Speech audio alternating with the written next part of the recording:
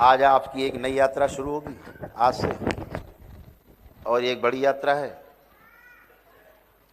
और असल में इसी यात्रा के लिए हमारा जन्म हुआ होता है। जो तमाम कर्म भोग हमारे साथ जुड़े रहते हैं, क्योंकि भोग जो है कर्म का ही है, अकर्म का कोई भोग नहीं होता। अकर्म आपके भोग काटता है,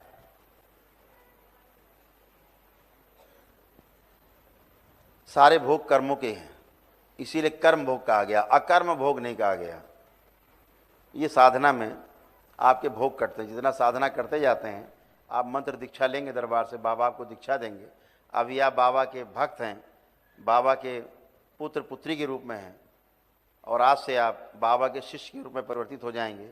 आज से आप शिष्य कहलाएंगे बाबा के। जो लोग दीक्षा लेंगे तो आज से आपकी श्रेणी ऊंची होने वाली है, सीधे बाबा के डीएनए में शामिल होने वाला है।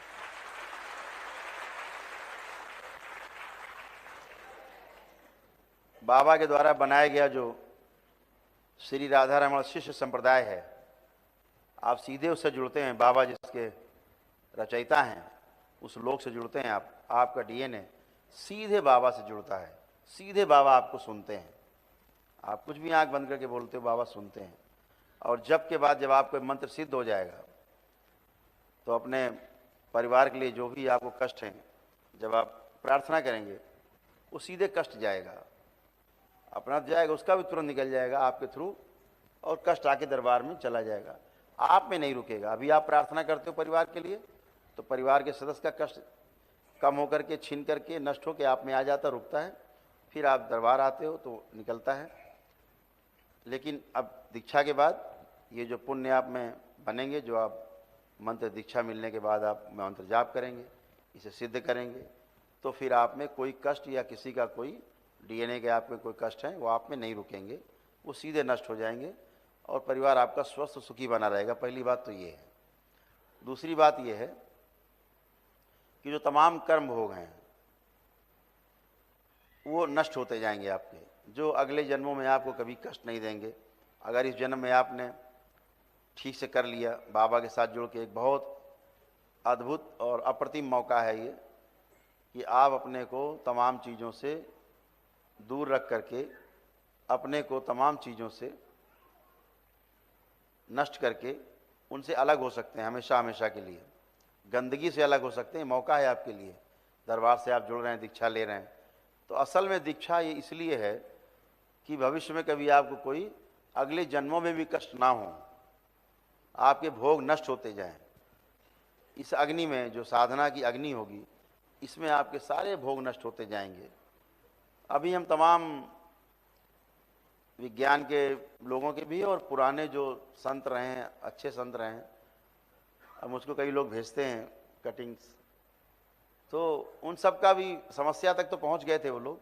उनका भी ये मानना था कि अगर अपने ध्यान और साधना से हम अपने रोग और कष्ट, जो भी हमें समस्याएं हैं, रोग हैं, कष्ट हैं, उनकी जड़ तक हम पहुंच सकें तो उसकी जड़ को नष्ट किया जा सकता है। और अगर उसकी जड़ नष्ट हो जाएगी तो रोग हो चाहे समस्या हो, वह भी समाप्त हो जाती है। लेकिन ये स्वयं कर सकता है आदमी। ये दरबार तो समूह में सबके साथ करता है। अभी सब एक साथ अच्छे होते हो, सब एक साथ स्वस्थ होते हो, एक साथ मस्त हो जाते हो। ये दरबार सबके लिए करता है। चाहे एक व्यक्ति बैठा हो सामने, चाहे 1 लाख बैठा हो, सब एक साथ स्वस्थ होते हो। तो ये सब पुराने संत भी मानते थे। समस्याओं को उन्होंने देखा, लेकिन समाधान को नहीं पा पाए। इतनी बात कह के बात खत्म कर दी कि आप ध्यान करोगे, साधना करोगे तो आपके कष्ट चले जाएंगे।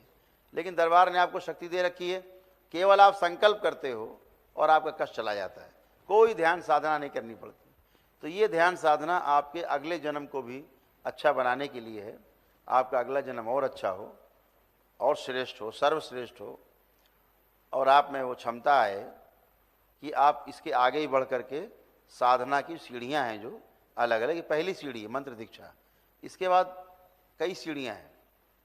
उन सीढ़ियों को जब क्रॉस करेंगे, साधना में क्या है ना, साधना में चीजें खंड खंड हैं। मतलब जैसे सीढ़ी है, 1 सीढ़ी, 2 सीढ़ी, 3 सीढ़ी, ऐसे क्रम है। एक सीढ़ी से 10 सीढ़ी तक चढ़े और छत में आ गए। ये साधना है, क्रम है। 7 शरीर हैं, पहला शरीर, दूसरा, तीसरा, चौथा, पांचवा, छठा, सातवां, ऐसे शरीर हैं कि मूलाधार है, कि स्वाधिष्ठान चक्र है, कि मणिपूरक चक्र है, अनाहत चक्र है, विशुद्धि चक्र है, आज्ञा चक्र है और आपका सहस्रार है। ऐसे चक्र है, 7 चक्र, 7 शरीर हैं आपके। इस तरह से आपके 7 शरीर हैं। तो ये 7 शरीरों में बोल लिए जाते हैं कि ये स्थूल शरीर है, फिर सूक्ष्म शरीर है, फिर कारण शरीर है, फिर तुरीय शरीर है, फिर आत्म शरीर है, फिर ब्रह्म शरीर है और निर्वाण शरीर है। ऐसे 7 शरीर बोल दिए जाते हैं। तो खंड खंड में जो की जाती उसे हम साधना कहते हैं। और कोई भी कर्म है, इसको ध्यान से समझना, क्योंकि आज आप जो दीक्षा लेने जा रहे हो वो तो महत्वपूर्ण है ही। क्यों लेने जा रहे हो और कैसे करोगे, इसलिए ज़्यादा महत्वपूर्ण है। तो जितना भी कर्म है, आप कुछ भी करते हो कर्म है। मैं बोल रहा हूं ये कर्म है, आप सुन रहे हो यह भी एक कर्म है, आप भोजन कर रहे हो यह भी कर्म है, भोजन छोड़ दीजिए, उपवास करिए, यह भी कर्म है। आप सोते रहिए कर्म है, जाग जाइए ये भी कर्म है, दौड़ते रहिए कर्म है, खड़े हो जाइए ये भी कर्म है। ये सारे कर्म हैं जो आप करते हैं और हर कर्म का भोग आपको भोगना है, ये तय है। क्यों भोगना है? क्योंकि कर्म आप कर रहे हैं, तो जो भी आप करेंगे उसका भोग निश्चित है। तो ऐसा क्या किया जाए कि हमारे द्वारा किए जाने वाले कर्म का भोग हमें ना भोगना पड़े? ऐसा क्या करें? तो इसके लिए बहुत सीधा है। भगवान शिव कहते हैं कि कुछ भी हम करें,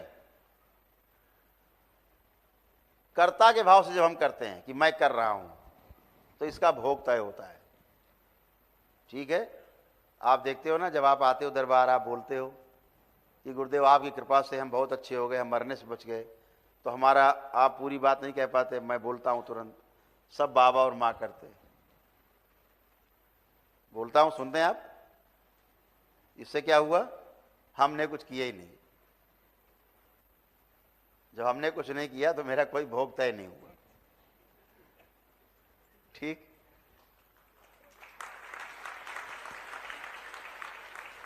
और जहां हम कहते हैं हाँ भाई ठीक कह रहे हो, हमने ठीक किया, अच्छा किया भाई, हमने तुम्हारा ये किया, ऐसे किया, वैसे किया, तुमको अच्छा तो किया, ये मेरा भोग तय हो गया, क्योंकि हम कर्ता हो गए।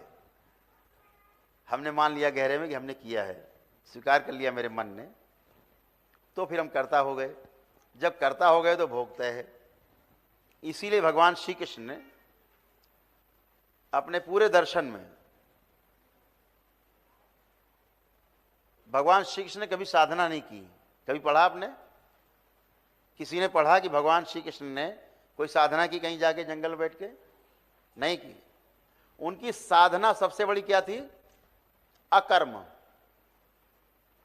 उनकी साधना थी अकर्म। लेकिन अकर्म जो है साधना नहीं है, ये उपासना है। साधना वो है जो खंड खंड में होती है, उपासना संपूर्णता में होती है कि मैं तो हूं ही, अहम ब्रह्मास्मि, यहां तक। तो साधना खंड खंड में होती है, उपासना संपूर्णता में होती है। जैसे अभी हम कहें कि आपके साथ एक सज्जन आए थे, वहां उनका क्या नाम था, तो आप कहोगे अरे याद बहुत, आप करो, खोपड़ी खुजलाओगे, इधर देखोगे उधर देखोगे, मत्था ठोकोगे, याद नहीं आ रहा, याद नहीं आ रहा, बहुत कष्ट। जितना कोशिश करो उतना भूलते जाओगे, ये भी अद्भुत है। जितना कोशिश करोगे उसका नाम याद करने की, उतना भूलते भी जाओगे।